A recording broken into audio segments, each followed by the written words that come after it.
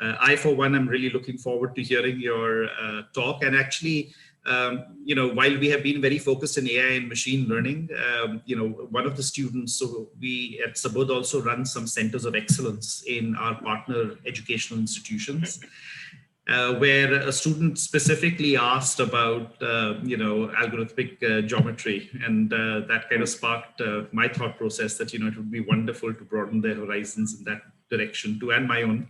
So that's when I reached out to you, and thank you for gracing us with your presence, and look forward to your talk. Thanks for calling here. Yeah. Over to you. All right, great. Thanks, Sarab. Okay, so I'll do one thing. I'll start my screen and screen sharing, and I hope this is all okay. Just a heads up. Yes, that's wonderful. Okay, great. Thanks. So thanks, Sarab, for calling me to talk today. It's a great pleasure. Today I'll be talking about algorithmic geometry creation for augmented and virtual reality, and I'll explain what all of these terms mean. For some of you, these might be new. Some of you might have played games in VR. Some of you might have had some experience in AR. So before that, first, a little bit about myself. I am Professor Ojaswa Sharma. I'm from IIIT Delhi, where I am a faculty in the computer science department. I'm also affiliated with the maths department here. My background is in maths and computing. That's what I did my PhD in way back in 2010 from TU Denmark. Then I have done my master's from Canada and my BTech from IIT Roorkee. So that's very quickly about me. I also lead the graphics research group at IIIT Delhi, where we do all sorts of interesting projects within computer graphics and geometry. So you can get more information about it from our website, but let me dive right into the presentation.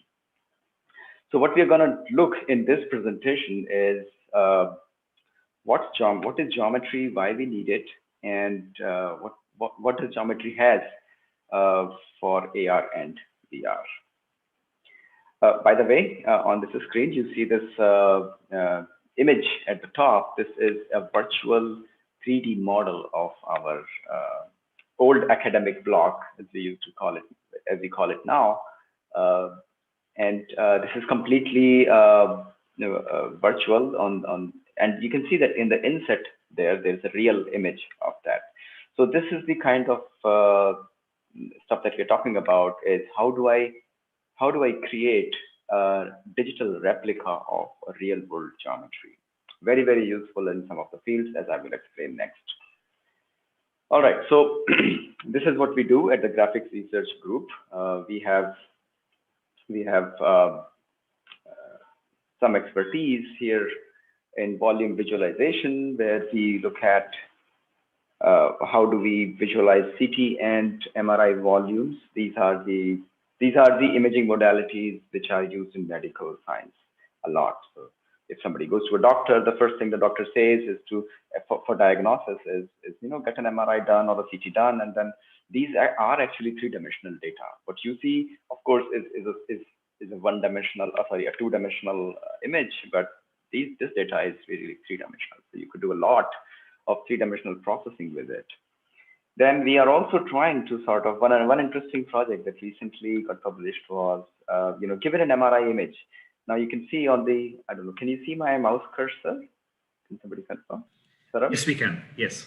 Okay, great. So the input MRI, right? The MRI image is usually grayscale, or you could say black and white in layman language. Well, in that project, we wanted to make it colorized, and we wanted to use a template or a style image to colorize it. This is, as you might have guessed, this is using deep learning, and these are some of the results that we have received. Preliminary, but this shows the proof of concept that you can today convert a grayscale volume or an image into a color. Very, very useful if doctors want to see it, because if you notice, doctors don't usually look at MRI. It is your radiologist that looks at the MRI, because the radiologist is trained to look at that. Well, let's not get too much into that. Then we work a lot on geometry creation, and this is what I'll be talking about today a lot. And then, of course, we work on AR/VR, where we have a lot of we have done a lot of work in various different things, be it creating geometry or looking at how we move in a virtual environment, and down to we also work for autistic kids to see how they can be trained better with these new technologies. So this is some of the things that we want to do. So just one thing, Sarab, do we allow questions in between? I'm fine with that, or even at the end is okay. Yeah, no, absolutely. If you're comfortable with it, as questions come in, I'll be happy to, Yes. Yeah, that's great, because the audience would want to, they may have questions that could be quickly answered when I'm at that slide.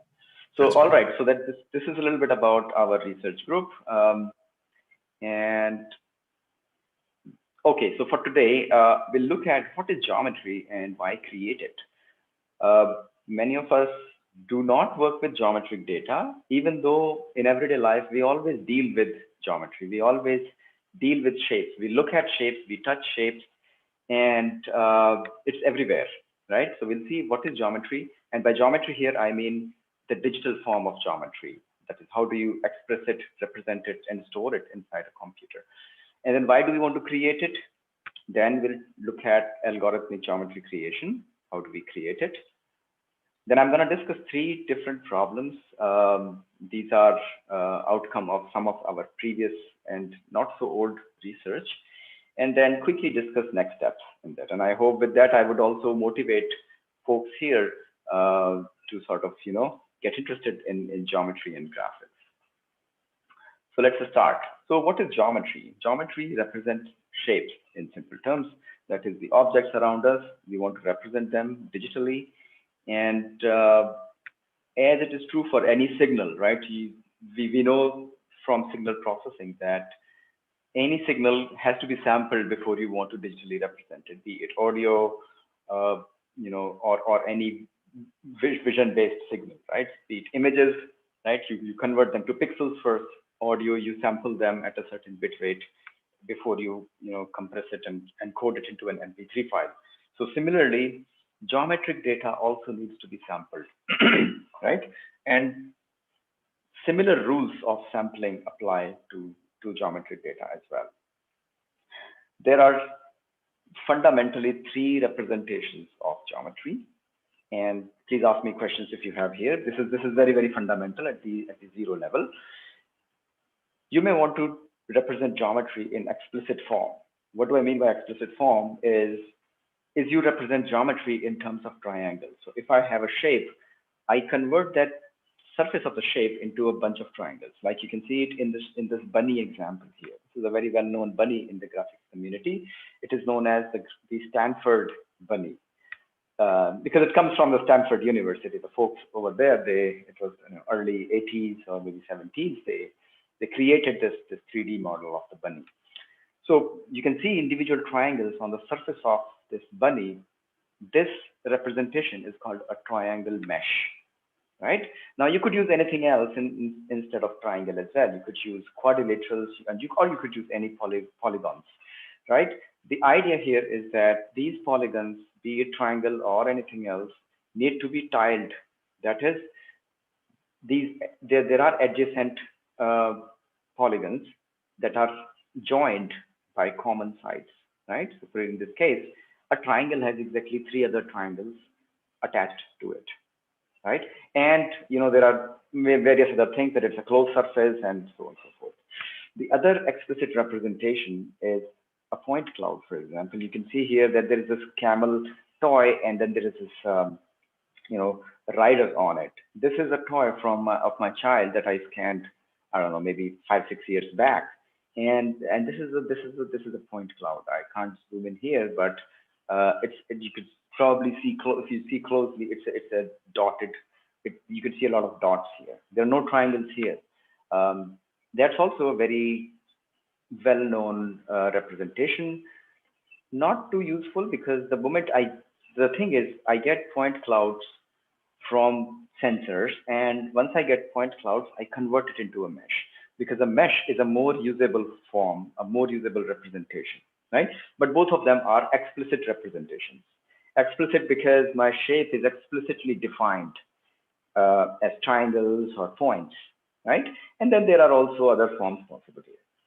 The next important representation, excuse me, is called the implicit representation. And this is where it differs from the explicit representation, is that, in an implicit representation, you don't say which point belongs to the surface, right? You say that this point has certain properties, and based on that property, you can deduce, you can calculate a surface. Okay, so this is implicitly defined.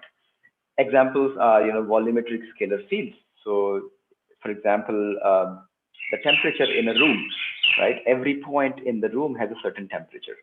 But then, if I tell you, give me a surface that is at 20 degrees Celsius, right? So then you would search in this entire room, you would search for all the points that exactly have the temperature 20 degrees Celsius.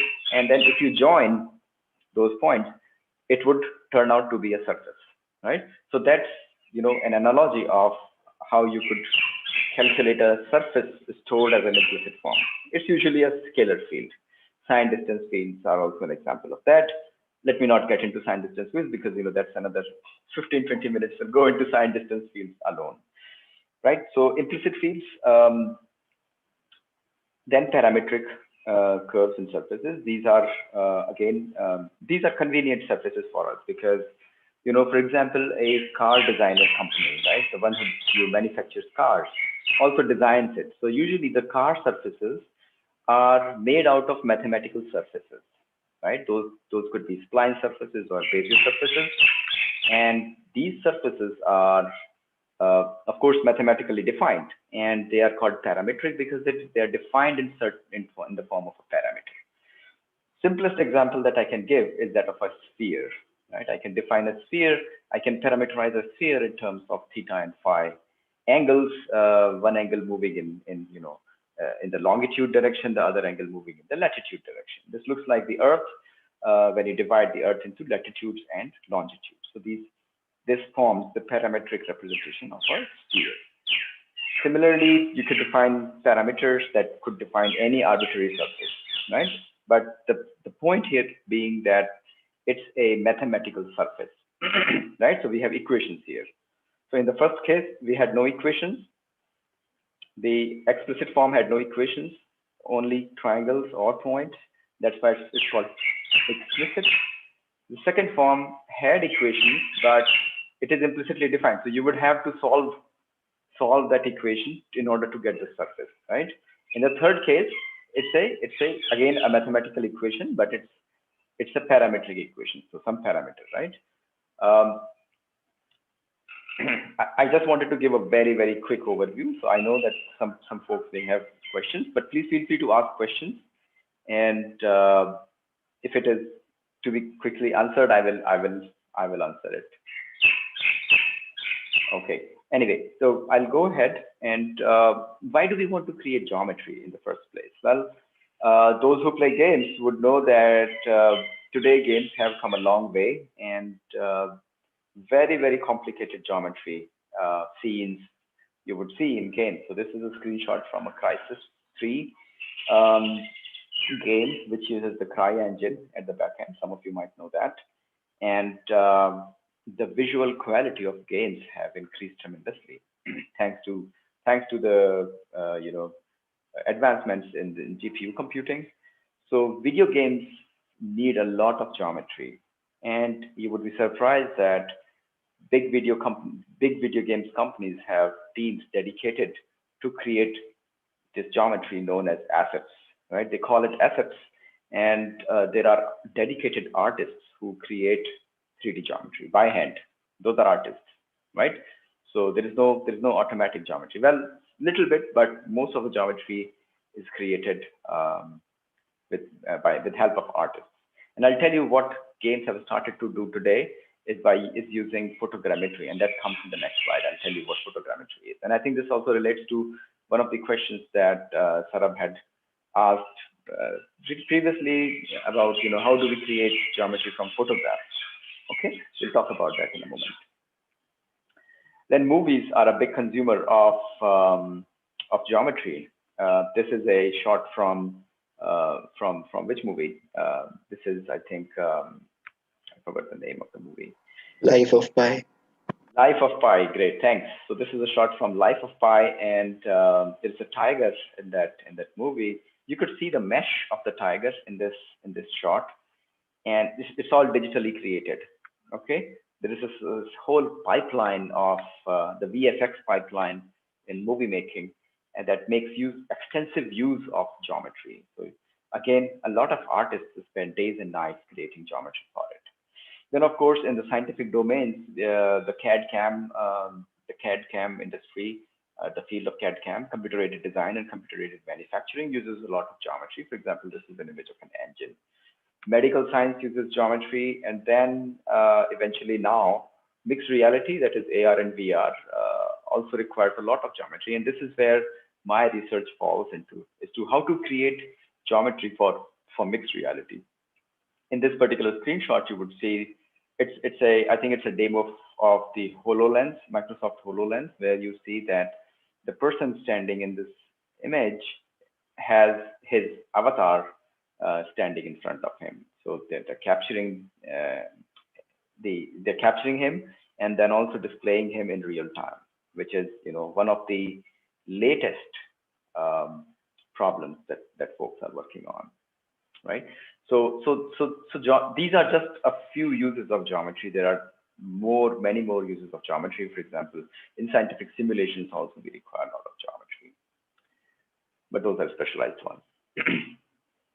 So the question is, we can create geometry, we can have artists draw the geometry for us, but is it possible to create geometry faster, more accurate, and motivated from the real world? That is, it is taken from the real world, be it a exact replica or at least close to it or similar to it. And then we have seen some instances of that, and I'll tell you more about it. But first, let's see what sort of sensors and what sort of techniques are predominantly used in creating geometry. Some of you might be aware of range imaging or sensors that can capture depth data. On the left here, you see this is a Microsoft Kinect sensor, which is either a time of flight sensor, or it could be a structured light sensor. Now, on the top here, you see a infrared image of what the camera sees. And then on the bottom, you see a range image, that is a depth image. A depth image is one in which you see how far is every pixel from the camera. And based on the distance from the camera, the pixel is color coded, right? So I think in this case, I think red towards the pinkish hue is the closest. Sorry, white is the closest, and then red, and then green, and then I think blue is very less here. So it's a depth image, right? A depth image measures distance from the camera. Every pixel measures distance from the camera. Very, very useful to create 3D models. So for example, if I have a bunch of these depth maps, I can combine them and create a mesh, which is a 3D representation of the scene. And some of you might have these cell phones that have multiple cameras today. I don't know what's the max number of cameras today on cell phones, but I have seen the one with 6 cameras, and one of the cameras in these cell phones usually has a depth camera. So you could do this business, that is creating a depth image or capturing your 3D, the real world in 3D with that depth camera. It may not be exposed by the cell phone vendor, but you have a portable depth camera with you. The other very well-known approach is called photogrammetry. Photogrammetry stands for photogrammetron, which means doing measurements from photographs, right? And in this particular technique, we take a lot of photographs of an object from different angles and moving around it, and we aim to get a 3D representation of the object, right? And it all starts with, of course, doing a bundle adjustment, which some of you might know who have done courses in computer vision. So you create a point cloud first, and then convert it into a mesh, and also texture map it, right? So this particular toy here, the one on the top you see, is created in the same fashion. So I took a lot of photographs around it and then, gave it to my bundle adjustment software, and it created a point cloud and a mesh out of it. So that's a very, very well-known technique. And today game companies have started to use this technique to create assets that match real world, right? So that's a very, very well-known and very effective technique. And I think the third technique, and there are actually many more techniques, but I believe this could be counted as one of the main techniques to create data, is called procedural geometry. By procedural geometry, I mean creating 3D data, that is your geometry, with a set of rules, using procedures or computer programs to generate geometry. So you define a certain set of rules, and then run them, and that would create actually entire cities. So there is a GIS software called A3, ESRI. A3 has a plugin called A3 City Engine, and based on a set of rules, it can create geometry in no time, right? So that's Ojaswa, there's a quick question there on what's the best composite surface for 3D geometry from 2D images? Right. Okay, Rahul. Just a quick one. What do you mean by a composite surface here? So, like if we are creating a 360-degree panorama from multiple 2D images, so we need to have every those 2D images stitched together on a surface. So we either choose cylindrical or spherical or thin surface. So I want to ask, what will be the best among them? Oh, okay. So we are talking about two different things here. So what you are talking about is a panorama, right? A panorama needs photographs to be stitched. There has to be certain overlap, and then once you stitch them, then you define what sort of projection you want: cylindrical, stereographic, one of them, and so on and so forth. This is different from photogrammetry. In photogrammetry, we are basically looking at the same object from two different photographs, and there has to be much more overlap than you need in stitching. Because in stitching, I just want to create a large photograph from those smaller photographs. Whereas in photogrammetry, I'm actually changing my point of view, right? So just to give you an example, the main difference would be, if I want to create a panorama, I could stand at my position and rotate at my axis and take a bunch of photographs. With those photographs, for sure, I can generate a panorama, but with those photographs, I cannot generate a 3D model, because I need a certain overlap and a change of point of view to be able to create a 3D photograph.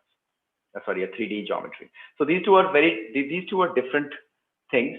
The way you take photographs are different, and you cannot use the same software to create 3D geometry, the one that you use for stitching. So two different technologies, two different things. Okay, sir. Thank you, sir. Yeah. All right. Okay. So these are some of the main techniques, and I thought I would discuss these because we are going to get into the geometry creation part. So I have, while I discuss these three problems, I will also have certain videos for you to look at. So let's begin with the first problem, where we looked at how to create procedural buildings from modeling. So basically what we want to do is we want to map all the real world buildings. That is, of course, we started with our campus and sort of started to map buildings in our campus. And this is a procedural modeling. So what we had to start with were, these blueprints. Every building has blueprints. So you would have blueprints for every floor. And the idea was, how do I take a blueprint and convert it into a 3D building like this, right? And the main thing here is that when I am converting a blueprint to a 3D building, I also create the interiors. So I create the exteriors and also the interiors, right? It's all built into the pipeline. And the idea is similar to what I showed you before. It's a rule-based construction. And if I split it into smaller steps, then the idea is actually very simple, is that for the floor, you just create a filled polygon, right? Remember, the blueprint here is just a set of line segments connected with each other, right? What I want to do from it is, for the floors, I want to create filled polygons. And then for the vertical walls, I want to extrude them floor by floor, right? So between between two floors, there are vertical walls connecting these these lines, right? So that will automatically create box-like structures. And just by simple extrusion, you could create 3D model. And this was a rather short project for us. And what it needed was a little bit of a cleaning of these blueprints. But then after that, it works great. So I have a short video here to start with, and this shows how fast the construction of the entire building can go. So once you give it the cleaned blueprint, then everything is automated. So you get the entire building in a few seconds. And that's our faculty residence where I live. So that is the kind of speed and accuracy we are talking about, because they are derived from 2D blueprints. These 3D models are accurate because they are created procedurally. They have all the interior details. Because the next problem that I'm going to discuss will tell you how we can use these 3D models for something useful, right? Right now, they just look like some 3D buildings.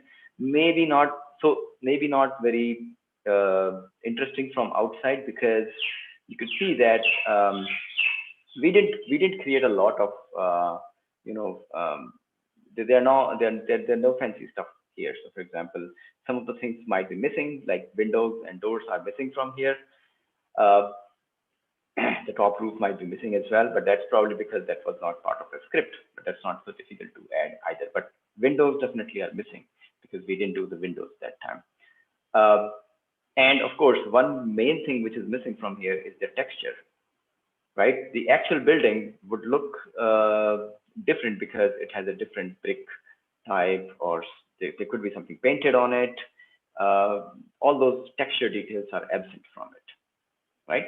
And that's one problem with procedural build modeling, is that you need to additionally have texture details. It doesn't come by default on it.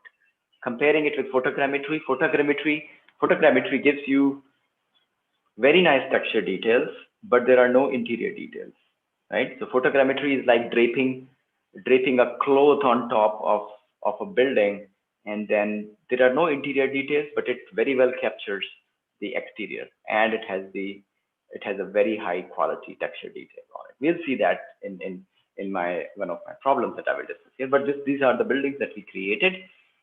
But then what to do next? What do I use these buildings for? And then we figured out that now that we have interior details in these buildings, we could easily use them to have some very nice augmented reality based applications, right? So let's take a look at that. So what we did was we created AR enabled location aware services, and this is a great use of these 3D buildings which we created automatically. So we address the problem of space identification and 3D navigation in AR. And to tell you what these problems are, space identification is when a stranger comes to your campus or looks at a building, he or she doesn't know the details about that building or the room. For example, I go to some university and I'm looking at a certain address for a certain person or his office. I need to identify this space, right? So with this application, I could point my cell phone camera towards the building or the room, and then it will fetch me the details about that, right? It may sound easy, but it's not so obvious, because think about it. How would the camera know where it is? Well, you can say that GPS could give me the position, but you are inside the building, so GPS may not work very well. And even if you have the coordinates, you need to create this 3D information, a database of information. So let me talk about the precise database information that we had in this particular case that enabled us to do space identification. The other interesting problem that we discussed here is of 3D navigation in augmented reality. This is similar to the 3D version of Google Maps. So, right, we have these 3D buildings. Now we could also have a user go from one location to another location and give step-by-step or turn-by-turn direction. And we can also go up and down because we are in 3D, right? So we are not limited to 2D Google navigation.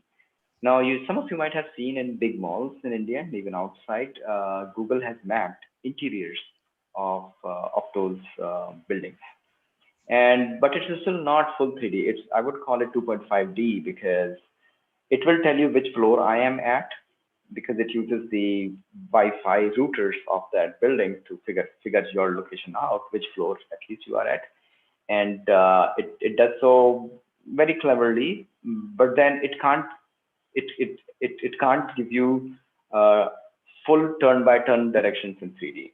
It's semi-3D, right? I hope some of you have tried that. If not, then go to some mall. For example, I think in Delhi, Saket Mall has that, if I remember. But please do check it out. It's quite interesting. Anyway, so we do these two applications here: space identification and 3D navigation in AR. And I think we have one more questions. So Neha is saying, wouldn't this have security implications if someone uses it, let's say, on monuments, etc.?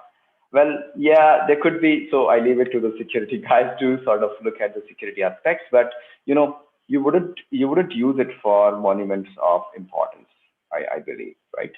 And this could be a closed system so that it's not accessible to anybody out who is an outsider. It's available. I mean, if somebody's coming to your campus, you have this application only for certain set of people, not anybody who is just So the security aspects we didn't touch here, but yeah, you are right. You might want to sort of also take a look at that. I hope that answers. But yeah, so what we do here is an end-to-end system for spatial data creation, annotation, and tracking.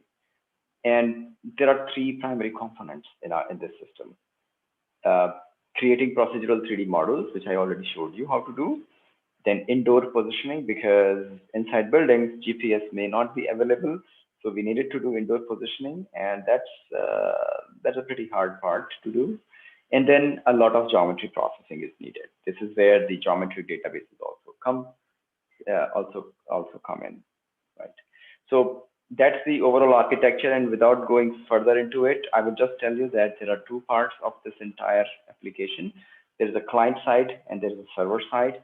The client side is kept very, very light, and it is capable to do indoor positioning, identification, and 3D navigation. So for indoor positioning, it just fetches the data from all the routers and gives to the server. The server calculates the 3D position and shoots it back to the client. Then the heavy lifting of calculating the 3D navigation is performed on the server.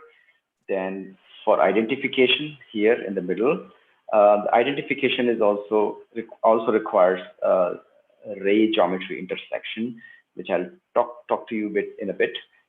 This is also a heavy operation, and so all of these computationally intensive parts are done on the server, and the client is kept very, very light. If we are outside, my mobile client fetches the GPS location. If I'm inside, it fetches the Wi-Fi information and passes it over to the server to calculate the position. So to start with, we take those 3D models and we perform what is known as georeferencing. So what is georeferencing? Georeferencing means that I take a 3D model and I place it on the actual Earth. Well, in a sense that I scale it to match the actual dimensions of the actual building, right? So that if I take this model and place it on Google Earth, I get the same dimensions, right? So I do georeferencing, and this has to be pretty accurate for your application to be accurate. So any errors here, so if I'm off by 1 meter, then my positioning and 3D navigation will also go for a toss. So this has to be accurate, and I think in this case we were like a few centimeters. So you need to do a good job at georeferencing, right? So once we do that, the next step is indoor positioning, and this is a tricky one because, well, of course, there are many different techniques to do indoor positioning. The one that we used that time was using Wi-Fi fingerprinting based positioning. And what I do in this case is that in a building, for example, in an academic building, for example, there are multiple routers, and your cell phone at any given time is accessing signals from all of the routers. Now these routers are placed at different physical locations, so the signal strength coming from a router is different. So let's say you have 6 routers in a building, then you will get 6 signal strengths on your cell phone, but the signal strengths for each of them would be different. And we precisely make use of the fact that the signal strengths are an indicator of the distance of this router from your cell phone. We make use of this fact, triangulate, and calculate an approximate position inside, right? So basically, the positions, the XYZ positions of each router is known. We pre-calculate, we calculate it, and then we basically use Wi-Fi fingerprinting technique to calculate position. In this particular diagram, you can see error in positioning, color coded, right? So you could see that wherever there is a router, there is a very good accuracy, but then when you're far away from a router, for example, in this yellow area, the accuracy goes for a toss. So you have an error that goes in 12 to 15 meters, right?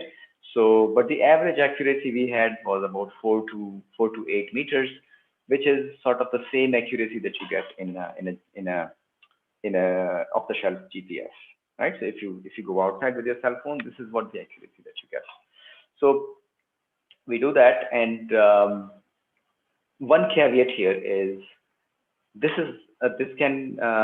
Wi-Fi fingerprinting may not be very accurate, and the reason being it would fluctuate at your runtime, because if you have too many people in the building, our bodies absorb the radiation coming from the router. The router is an electromagnetic radiation, and our bodies, the tissues, absorb. So the signal strength will change depending on how many people are there on a floor. If there are too many people, signal strength will drop.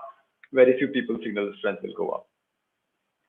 Right, and then we also ignore a lot of other facts here that dictate how electromagnetic waves travel in space.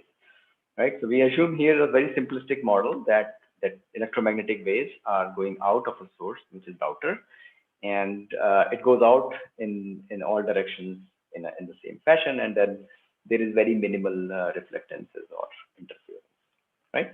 So we did this, and it was okay for our purpose, not very accurate, but worked fine. Newer approaches would be to use vision-based location positioning. Right. So, okay, we have one more quick question. I believe already some heritage tourist attraction like in is that the same AR navigation? No, I'm not aware of heritage tourist. I'm not aware of UNESCO using this, because maybe if you have links, please share, because I'm not aware of that. I mean, they may use different tools for navigation, audio or video, video being very popular, video and pictures, but this I haven't actually seen anywhere. So maybe send me some links or videos and I can check this out. But anyway, the main step here is to create, to process the geometry that we have, because the geometry that we created in the first place is not in a usable form. If you remember, we extruded the geometry to create walls and floors. So they are just a bunch of rectangles and triangles, right? What you really want to be doing here is identifying what are individual rooms, what are blocks, and then also be able to, sort of define the paths along which the users can go. So all of this needs some geometry processing. The first thing that we do is convert the explicit model that is we had in the first place, that is, it was a mesh model, convert the explicit model into a voxelized model that is converted into voxels. And you can think that this is one form of implicit model, right? Implicit models are very, very versatile and very, very useful in processing. So we convert it. The first thing we do is create a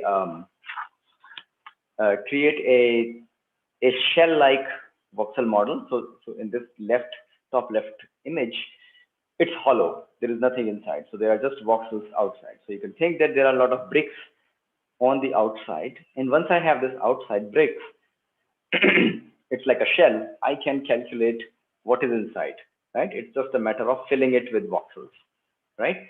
So I do this, and I can do it with morphological operations. Some of you might know what is morphological operations, but anyway. And then once I have this interior information, then I can do a lot of other things. For example, I could do segmentation, a volumetric segmentation.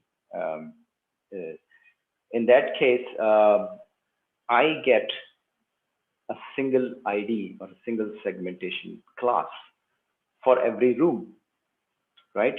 I can do that. And that's just a seeded segmentation for those who are interested in knowing. And then I can do some form of clustering to create wings out of rooms. The last stage here is to create a hierarchical set of labels. And this part is a bit semi-automated, because you see the room numbering in any building may follow its own rules. For example, it may have consecutive rooms numbered consecutively, or consecutive rooms being either odd or even. So that particular rule has to be known to us, right? And then based on that, you could create labels for it, right? Now, once I have all of this spatial information, this is spatial information, I store it into a spatial database. Those from database background may know that there is something called spatial DB, where you can store 3D information of your geometry into that database. And once you do that, you can query the database for a particular geometry. So we store the geometry and its labels together. So if the user is pointing at a certain building or a certain room, we make a query such that we fetch details, the labels of that particular room. Okay, so let me see what's next. Yeah. So before I go further, let me check quickly. There are some questions. Are there alternative sensors? Okay, Sarab. Yes, Sarab. Yes, there are. As I said, you could use images, and there are also beacons that you can use. I think beacons are used a lot more than Wi-Fi routers, because they may be more accurate. But then, of course, you have to invest in installing those beacons. They would emit signals at regular intervals of times, and you can then calculate precise position. But of course, you need to install them. Yes, the other approach is using SFM. Well, using vision-based. You have your camera from the cell phone. So you could use that to also calculate positioning. And I think recently Google also had a update to the Google Maps, where you could do vision-based positioning, so in case there are no GPS. So you could use vision-based positioning in some cases. But vision-based positioning would require more processing. Beacons would require investing in a separate hardware. Wi-Fi routers come free of cost because they're already installed there. Of course, it suffers a little bit of inaccuracy, but it works. But if you want to go for higher accuracy, go with beacons. Beacons would be most accurate. Beacons, and then vision-based positioning, and then comes the Wi-Fi fingerprinting. There might be more techniques that I'm not aware of, but that was sort of, we studied this when we had to do that. I'm not a expert in that, but yes, these are the three approaches that we found are used predominantly. Okay, Rahul says some robust SFM algorithms for creation of these 3D models. So SFM is has been studied a lot. Are you aware of SFM pipeline? You know, it's the usual SFM pipeline that is being structured from motion pipeline that is being used. We can talk about it later as well. But if you have something specific in your mind, let me know. And this is basically this 3-step approach where you perform a sparse reconstruction followed by a dense reconstruction, and then that gives you a dense point cloud, which you texture map and then create a mesh, right? So we can discuss more later on if you want. But one more thing that we do here is from these voxelized 3D models, we create 3D skeletons. Now, these 3D skeletons, as you can see here in the top figure, are interesting because they go from inside the rooms to the corridors, and then they also go, if you see in this side view, they also go up and down between the stairs or the elevator passage. So this is what exactly we can use for the shortest path queries in 3D. Now, in any shortest path query, I have a starting point and an ending point. Because the skeleton is a graph, I could run a shortest digest or shortest path on it, and then it will give me a path. The path shown in red here, and you can notice that it's jaggy because it's a subgraph from the skeleton, so it has sharp corners. So we sort of smooth it out so that it lies in the center of wherever the user wants to go, and the user doesn't experience sudden sharp movements indicated on his or her mobile app.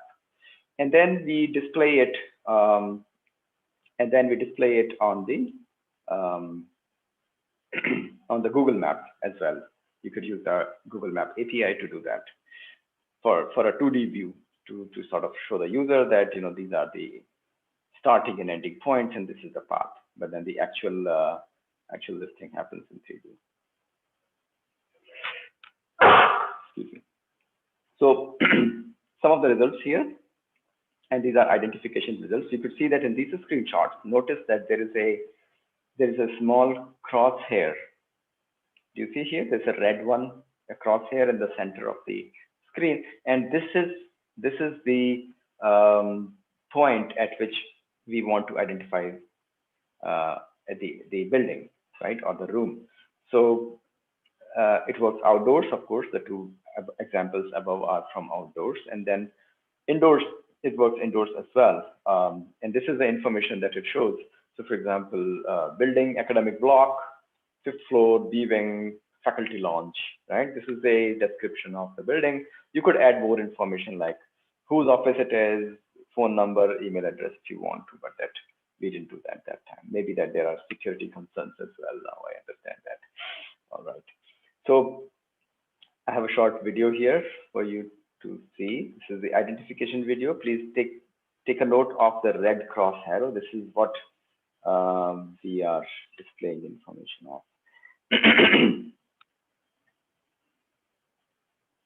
So that's the library. Right, and then some indoor examples for doors.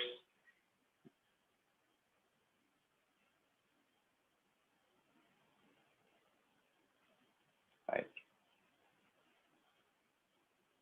And then 3D navigation also goes hand in hand. It shows you a 3D path, a 2D path. It's basically a 2D projection of the 3D path. And then these are the three images here are the turn-by-turn directions that the application shows you. And then it shows a tiny Google Maps window to tell you where it is precisely going. Maybe not very informative here, but yeah, it's kind of, it gives you a sense of where you are. Right, I think this is also another video. So you start, you tell what is the source. Okay, source it knows by current position.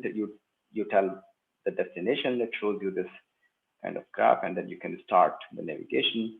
And while you are moving, it shows you the arrow directions where you need to move. And I don't remember what was, I think this is for front, not for up. For up, it will show you a staircase symbol, but I think that's not here. We are just moving on the ground floor here. The video is a bit jittery because the cell phone was also recording it while doing the navigation. So that was a bit too much for that phone.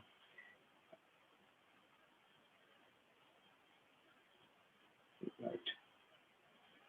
So there we go. We reached the cafe coffee day to grab a cup of coffee. All right.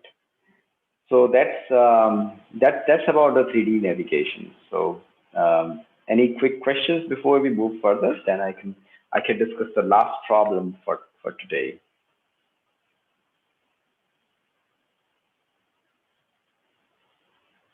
Okay, let's move on. Okay, so this is about how you create procedural data and use it to create location-aware services in AR. The next thing I'm going to discuss is more to do with SFM. I think some of you are interested in SFM, so this might be of use to you, and also I hope interesting in terms of knowing what's going on. So basically, SFM is an established technique now.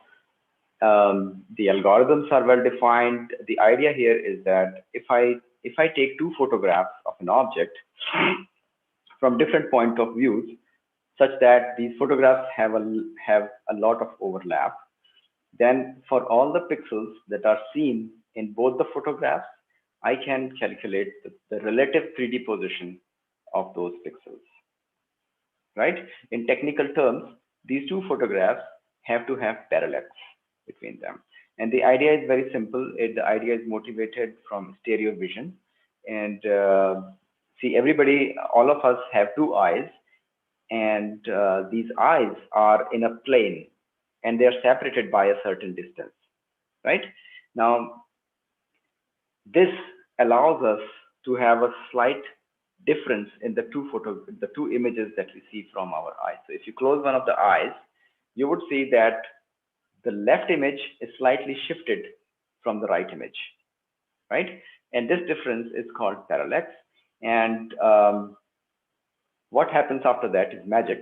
Basically, the brain takes these two photographs and fuses it to create a 3D image inside, right? And this 3D image essentially gives us an idea of sensing 3D objects in the scene. And this is exactly the reason how you could figure out which object is closer to you, which object is further than you. Of course, there are a lot of other 3D cues. You're of course also trained right from your childhood. So now, as an adult, you can just close one of your eyes and still be able to perceive things in 3D because you're used to it. Your brain is trained for the world in which you are living, right? But for a newborn, stereo vision is what the newborn uses to sense the world. So we use stereo vision, stereo reconstruction is taken from that. You take two photographs separated by a small amount. This is small amount is called I base. If there is parallax in those photographs, substantial overlap for all the pixels seen in two photographs, I can create a set of 3D points. And that's the basic idea behind stereo reconstruction. So this is an established technique. What we are doing here is basically trying to see how can we take good photographs for a building to create a high quality 3D model. Right, so the 3D model is a digital replica of the building, and we use the SFM pipeline or the multi-view stereo pipeline to create 3D models. But what is important here is the quality of images. We want to take images in a fashion that we supply only good quality photographs. And why is it important? Because let's say you want to create a 3D model of a building. Then what are your options? You could take a camera and from the ground take a lot of pictures. But if you notice, if you take photographs from the ground, there is a very the photographs are highly oblique. That is, you tilt your camera and you see a huge distortion in the photograph, especially if it's a tall building, right? If you don't want that, you'll have to go further away from the building, which reduces the resolution of the photograph. So either way, you lose out on the details. On top of that, there are certain parts of the building which would be inaccessible from the ground, right? So what we came up was the idea of using UAVs or drones, camera-mounted drones, to sort of take photographs. But we didn't want to have the drone being driven by somebody, right? We wanted the drone to just go click photographs and come back, right? So sort of working autonomously. So that was the idea, and therefore in this problem we investigate a fast and practical approach to drone-based image capture planning. Right? This is a capture planning, and I'll show you a alternative technique here, which people would have used. People have been using it in a lot of contexts, and we did that as well. Is you can fly a drone at a certain altitude, let's say 70 meters over here, and then capture a lot of photographs. So what you do is that you set the drone to take photographs every 1/4 of a second or even faster than that, and the drone, and you program the drone to fly above in a grid pattern, let's say, and that works fine. But if you see from the close, the buildings, the details in the buildings are not that great, right? We call that 3D model a reconnaissance mesh, because we're going to use it for reconnaissance. We are going to use it as a guide in this method. So especially for tall buildings, we will see that there are certain artifacts. For example, you see these corners here, there is some unnatural bulging out. And that's because from the top, the drone would see a highly oblique view of the vertical walls, right? And the SFM software will then have difficult time in identifying those pixels in multiple photographs. So these are called nadir photographs, nadir looking photographs.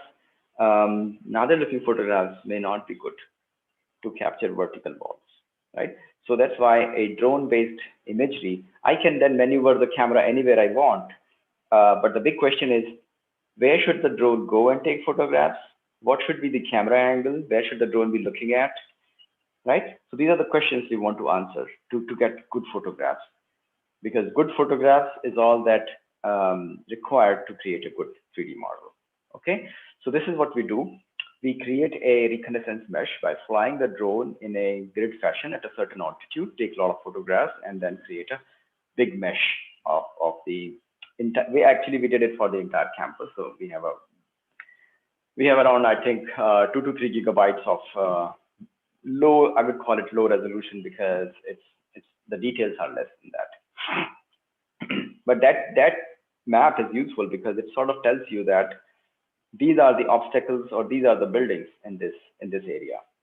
And then I can deduce an static obstacle map, which is very much required when you want to fly the drone autonomously, right? Then alternatively, I can also, or in conjunction with, or together with these obstacle maps, I can use these building boundaries. These are similar building blueprints, which we have used earlier, but this time only the building boundaries. And then these two together will go into the drone path planning, where we program the drone path so that it goes around the buildings and takes a lot of photographs, right? But then drone path planning will only tell you what is the safe path for the drone to traverse, right? Then I need to do a camera pose optimization as to, on that path, on that safe path, where should the drone stop and take a photograph, right?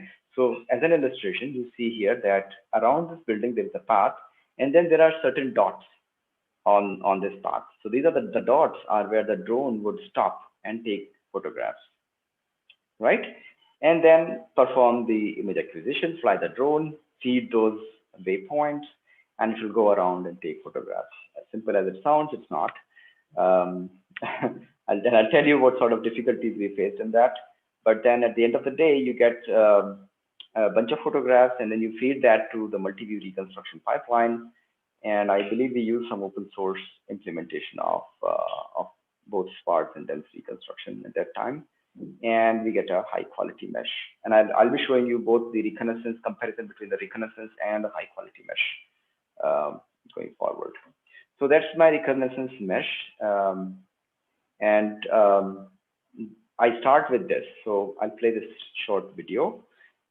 We have this part of the reconnaissance mesh, and then we do a floor by floor cutting of this mesh. So we clip the mesh, and we get the cross section. Now these cross sections will have two things. It will have the buildings as well as the obstacles. So if there's a tree, that would appear as a blob here, right?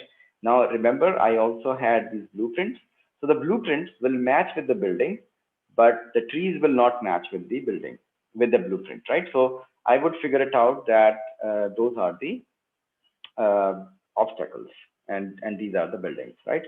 In either case, the drone should not bump into either the trees or the buildings, or even the poles. Sometimes you can see those as well. Now, just to let you know that the drones today also have obstacle avoidance built into them. So even if you miss out on some tiny details like a thin pole or wires, it is unlikely that the drone will bump into it thanks to the vision-based obstacle avoidance that is built into the drone. But the problem is that the drone would, in our case, it was a DJI Phantom 4, and it would just stop there and just hover over there, trying to figure out where to go. And then a few times the mission would have to be canceled. But that happened a few times, but not always. Anyway, so we get this obstacle avoidance path by doing the path planning. In this case, we said that, look, we want to be, let's say, 8 meters away from the building. So the blue path that you see is exactly 8 meters outside of the building. And you do that using offset curves, right? So you take the building blueprint and create an offset out of that, right? That's a geometric technique. And so you get this blue path. Now you overlay this blue path on the gray colored obstacle map that we calculated in the previous step. You would see that the blue path will intersect with obstacles, and you need to identify those and then figure out what would be a safer path, right? And the definition of a safer path in this case is is to go precisely in between the obstacles, in the center of the obstacle. So for example, if you take a look at my cursor, this red colored path is in between the two gray regions, right? So I'm going exactly in between. Now, I created this safe path, but I violated the condition that I want to be 8 meters away from the building, right? So of course I had to violate, because then the drone cannot move, right? Then there is no path for the drone to move. So the drone has to move inside this, and it has to be on this central path. So eventually the solid path, either blue or red, will constitute a safe path, or the avoidance path, P, right? And we use a fast marching approach for this. This is also a well-known approach and gives very robust results, right? So you calculate this path, and once you have this path, that's a safe path. The drone can move along this path and take photographs. The next step is to figure out where exactly do you take photographs from, and at what angles do you take photographs from. And it turns out that that is an optimization problem to solve, right? So basically you consider the problem of distributing n camera positions on the avoidance path, right? So you decide that you want to take n photographs, you have to distribute them on the avoidance path. So I wouldn't get too much into the maps here, and I think also remove some of the slides here, but the camera poses should be distributed to maximally cover the boundary, right? So if I go back here, basically, okay, I think I have a better figure here. So this is the avoidance path, and you can see that the cameras are distributed on this path every camera is looking down at the building, and the red part shows the part of the building boundary that is being seen by the camera, right? The part which is not red is not seen, is unseen by that particular camera. But the thing is, some other camera will see it. What you want to maximize is that the entire boundary must be seen at least by 2-3 cameras for stereo to work, right? Remember, for stereo reconstruction to work, you need at least 2 cameras. Every point in 3D must be seen in at least 2 photographs.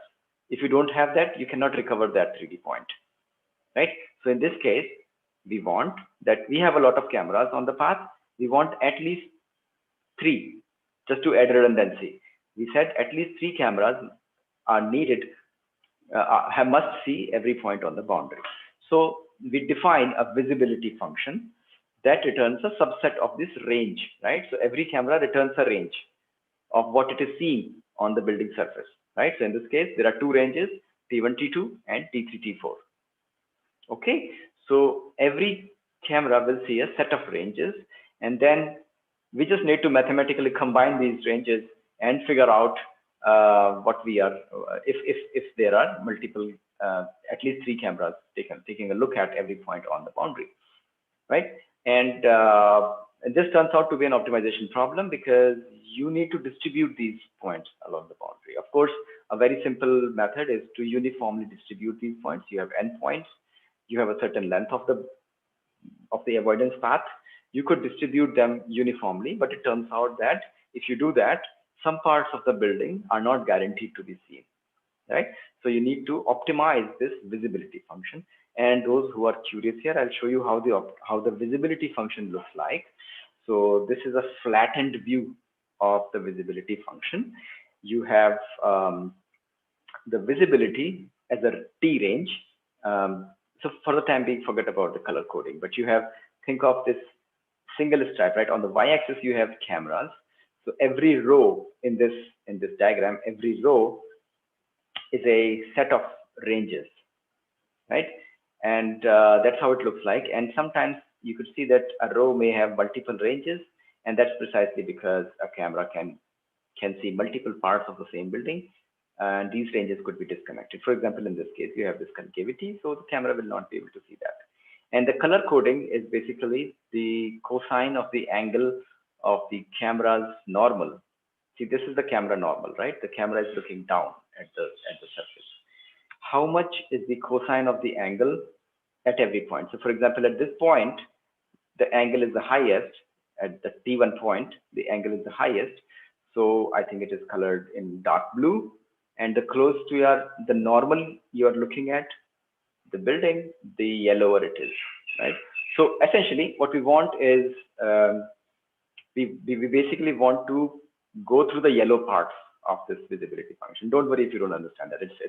It's a little bit in the technical side, but you can see here that the visibility function has no analytical form. It entirely depends on the shape of the boundary, right? So then we need to do a discrete optimization, and we chose to do a genetic optimization for it for three cameras, as I said earlier.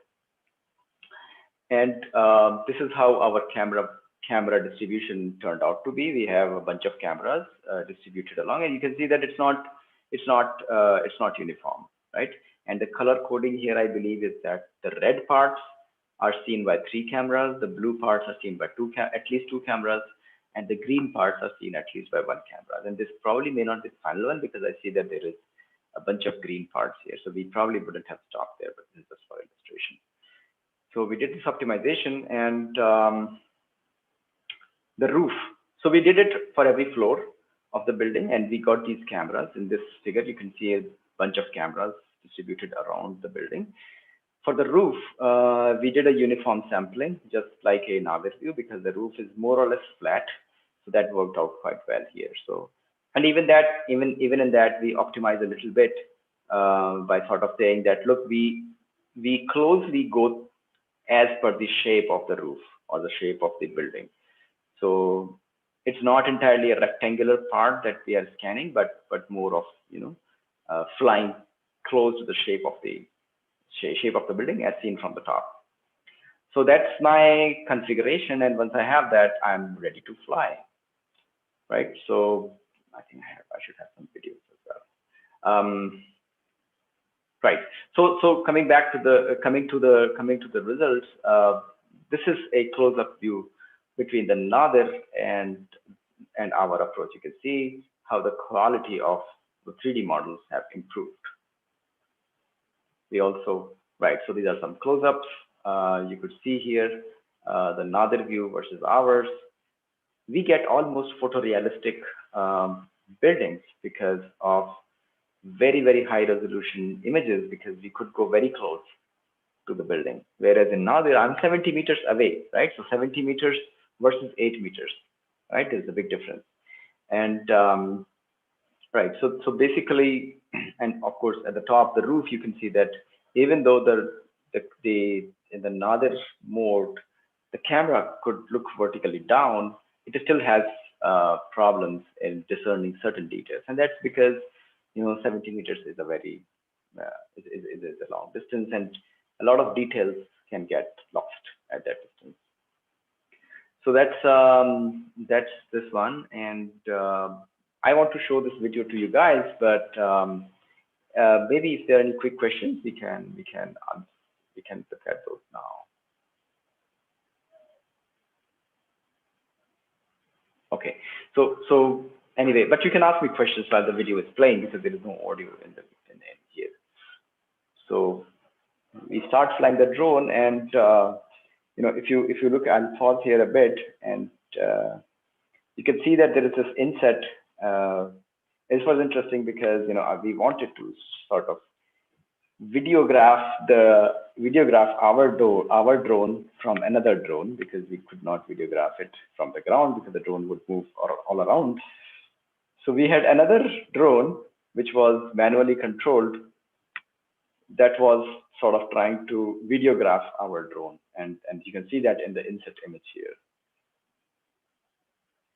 And that's the other drone who was videographing it. A lot of construction going at that time, but yeah.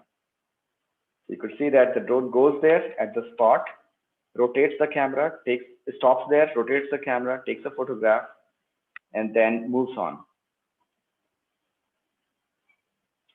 The thing was, for the drone, the drone that we had the vision sensors only in the front.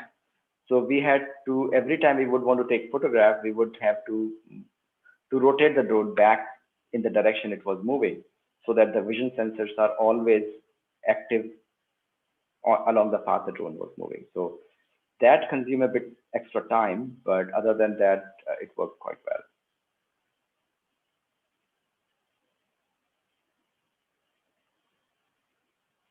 So just a fast forward for taking photographs, it would go all around the building and take photographs.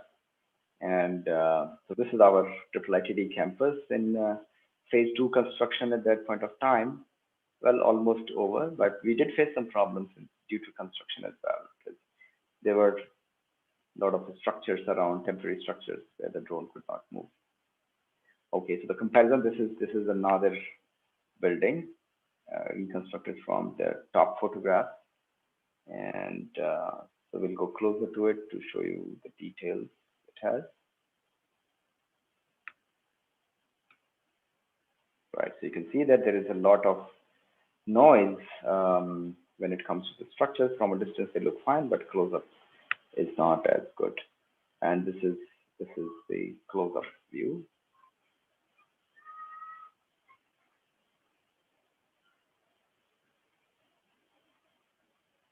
You can see of course, you could see that still the triangles at the very closest level are not that well aligned, but it's a function of how close, how good images you can capture, right? So the better job you do at capturing the photograph, the better is your 3D model. And it's not just about going close to the building, but it is also about the camera angle that you take photographs, and it's also about the lighting and a few more things, right? So it's a function of multiple parameters that you need to optimize. right? So that's pretty much on the three problems that I wanted to discuss. Now I want to take a few minutes and then I will stop. I want to take a very few minutes to tell where we are going in terms of geometry creation.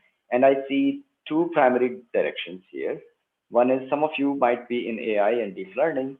There is a new field called geometric deep learning, where we want to learn 3D shapes and create 3D shapes. Some of you might be interested in learning at graph neural networks, something new. People use it to analyze social media graphs, and the graphics community is using it to analyze and create meshes in a very, very early stage at the moment, because there's yet to be a single paper that tries to reconstruct or create a 3D mesh, which is correct, because a graph has a 3D mesh has a typical topology. It's a partitioning, right? So till date, geometric, and I haven't checked the papers yesterday, but we are still working on it. There is no clear-cut answer to this yet, but there is a lot of stuff when it comes to volumetric reconstruction. The problem here is that volumetric data is huge compared to image data, right? So while there are a lot of image data sets and networks, trained networks, there is very little work in volumetric. The reason being, you could train volumes, and we did the same in one of the projects I discussed early on, but the sheer volume, the sheer amount of the volumetric data prohibits you to train it, because the network becomes very bulky, the data becomes a lot. So you need a lot of memory. We did our volumetric computation on a 24 gigabyte NVIDIA GPU. That's, I think, one of the high-end GPUs. So that's geometric deep learning. It's an upcoming area, and a lot of exciting stuff is happening there.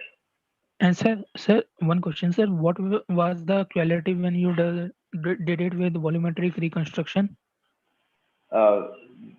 Sorry, can you repeat, please? Sir, I was asking that what was the quality of the 3D meshes or the models you created with volumetric reconstruction approach? The quality of the results? Yes, sir. Oh, okay. So the volumetric reconstruction that I was talking about is the deep learning one was, if you remember the MRI colorization example that I gave in the second slide, maybe. So that was a colorization example. I'll quickly go to that after my slides are done. But those are okay. Those are okay. Now we are working on something else at the moment to improvise that. But so I'll come back to I'll basically show you that once again after that. But allow me to continue. So that's in deep learning. There are still some challenges with geometric deep learning, but it's underway. It's one of the new fields. Then another exciting field, in my opinion, is 4D performance capture and reconstruction. And the idea here is that, look, 3D reconstruction we have done, it's established. Multi-view reconstruction works. Can I do a 4D reconstruction? That is, reconstruct the entire sequence of 3D plus time, capture it, and then replay it, right? These are known as volumetric videos. And the nice thing is then you can reshoot the entire video from a different perspective. And if you know, Intel had set up a studio space in Los Angeles. It's a 25,000 square feet space with about 100 very high resolution cameras and about 10 petabytes of storage. They have set up this studio space in US where they could capture, and this is one of the clips from that. So that's a video, a volumetric video shot, and it's being replayed. So you could do such stuff. You could pause it, simultaneously rotate it, and view it from different angles. So how exciting it is, right? This is like shooting it again from different perspectives. You can do all of this stuff from volumetric videos. And I believe this is the technology. This is the next technology that is coming up in performance capture, not video capture, but volumetric capture, right? So that's pretty much I wanted to say. And then I think I'm up for taking questions from you guys. Thank you very much for listening to me. And these are This is our graphics group web page and my email address if you want to contact me. That was incredible. Thank you, Ojaswa. And that last bit on the 4D reconstruction is just incredible, right? I mean, it's amazing. Yeah. Yeah. And you could probably see giving even control to the person who's viewing the movie, right, to be able to kind of change and right. perspective, So, which is like, yeah. So you could actually see it in VR where you could move around the volumetric video. Right. Yeah. Incredible. But thank you, for taking us from, this on this journey. I think it was, at least for me, very, very educational and, incredible. I think there are some questions here that have been asked. If you want to just look at, I'm not sure which ones you had taken during the course of the. So I can look at the chat window here.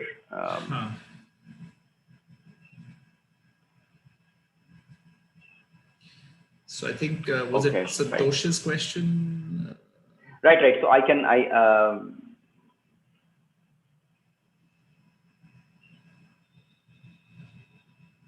yeah, okay, right. So I think my chat window was open, so all of them were marked as red, but let me see. I think, Sarab, I think that was the last question that I answered, was yours. Yes. Then I'll go one by one, and then if folks are already here, they can comment again on that. So Santosh is saying probably Google Map API be used to find open car parking spots instead of using sensors. Be used to find open car parking spots instead of using sensors. If you could throw some light, you could use Google API to do that. But the thing is, how would you make sure that Google has updated their maps, right?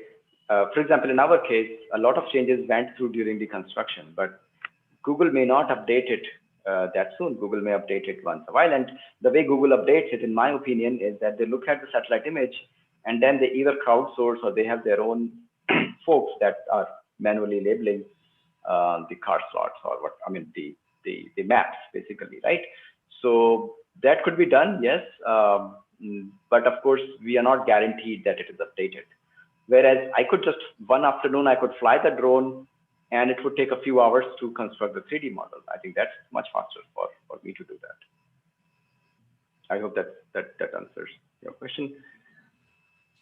If you're here, please interrupt and ask more questions, but I'll go to the next one. Karanjot says, does this require manual labeling of each section? Sorry, I'm missing the context here. Sir, in the example that you gave regarding the navigation to, let's say, library or the cafe coffee day that you showed, so does that require labeling of each section or the information that is displayed? Yeah, so right. So because it cannot be programmed, right? Because if there is a rule, so there are only two things that you can do. You could do it manually, or if there is a rule, you can apply the rule. So for example, room numbers can be generated as per a rule, but I think names cannot be generated. So there is some manual labeling required there. Okay, sir. Thank you. Right. So why mesh rooms? So Rahul says, why mesh rooms quality is inferior to rapid capture? Okay. What is mesh room and what is rapid capture? Sorry, I'm oblivious to these tools. The mesh room is open source that reconstruction model which can reconstruct a mesh and then texture it over from multiple images that we took and put into it. It's a open source, while rapid capture is of Autodesk. So, sir, Autodesk, I have seen that quality of Autodesk work is superior to that mushrooms one. So, while that's so. So, see, there are many implementations for multi-view stereo, and I can tell you which ones. I think we use OpenMVS here, which is a very good implementation. It's a sort of the standard implementation. There was we use 2-3 open source tools, and combined together with these, they give you a very good performance. Of course, when you compare it with the commercial tool, there's always a difference in quality. For example, Pix4D Mapper is another tool. Like you said, rapid capture, because the quality is closely monitored and controlled in these commercial software. So that's the reason that in an open source, it's not guaranteed that the quality would match. So the reason would be, different algorithms being used and different techniques being used to control the errors in the reconstruction. I can't comment on rapid capture. Of course, Mushroom, the code is available, so you could check which algorithms. But look at OpenMVS. That's quite OpenMVS, and I can also tell you a few more tools, open source tools that we use, and they give you reasonably good results. Yes, sir. Sir, please do write them in the chat. Thank you, sir. Yeah. So could you please send me an email, because the chat box would close right after this. But please send me an email and I'll write back to you. Okay. Okay, sir. All right. Rahul says, instead of camera pose optimization, can't we use holography techniques to do desired projections of each of the image patch? Now, I don't quite understand what you mean by which holography technique do you refer to here? Sir, like in image stitching, we use some holography techniques so that in two images, we can have the same area of the object we are capturing, but at different angles. So can't we use in this 3D reconstruction that thing? I think again, three things are being confused here. Holography is entirely different. In image stitching, yes, you do stitch different parts, keeping in mind, the overlap, and you actually do that here in the MVS pipeline. It is integrated, but not. I mean, I don't clearly understand how do you want to do that in camera pose optimization? No, sir. You said that we need a optimized angle so that the part we are capturing through that image that will be using afterwards for that 3D reconstruction, that optimized angle should be means at its best. So we can have at any angle instead of any optimized particular angle. And Okay. Wait. Yeah. So the idea here is that for a good reconstruction, you don't want the photograph to be captured at an oblique angle, right? So in the optimization, what we try to do is that we try to make sure that the camera is trying to look orthogonally at the building, perpendicular at the building, right? Normally, right? Of course, it's an optimization, so that's not guaranteed, but this is an optimization parameter. As in we say, we ask the optimization, give me camera positions, camera poses, camera directions that are as perpendicular as possible to the boundary, right? That's the constraint that we impose in the optimization.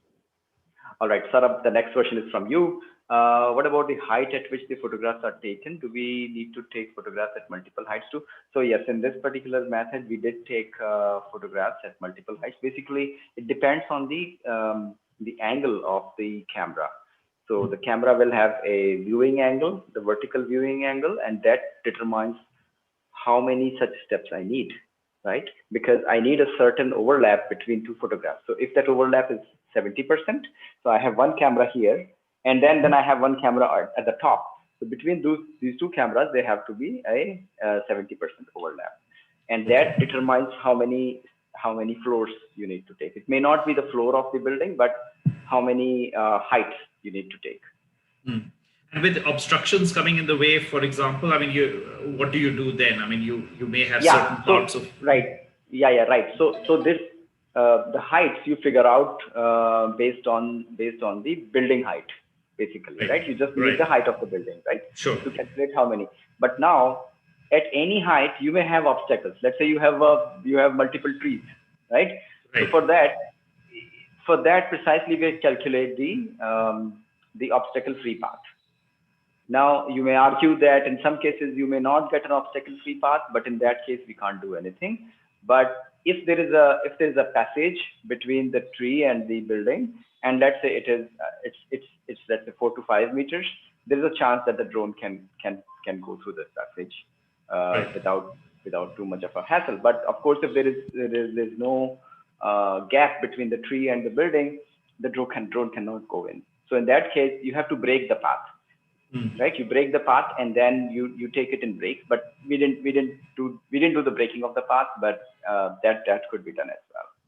And can you then kind of even look at some kind of smoothing across given neighborhood spaces? I mean, buildings tend to be fairly uniform in various parts of the building, right? So, I mean, if you're not getting certain aspects, do you try and post-process it with some kind of Yes, smoothing you from the can. Yeah, neighborhood? yeah, yeah. You could do post processing to smooth it out. The results that I showed you were raw results, so we didn't post process anything. Okay. But you can do that, because if you remember from the last video on the 3D reconstruction, our method, if you go very close, the triangles are still not very flat. I mean, the surface was Right. not still very flat. So you Yeah. could make it flatter by doing this post processing, and that would make it even better. So yeah, you're right. You could do that as well. Thank you.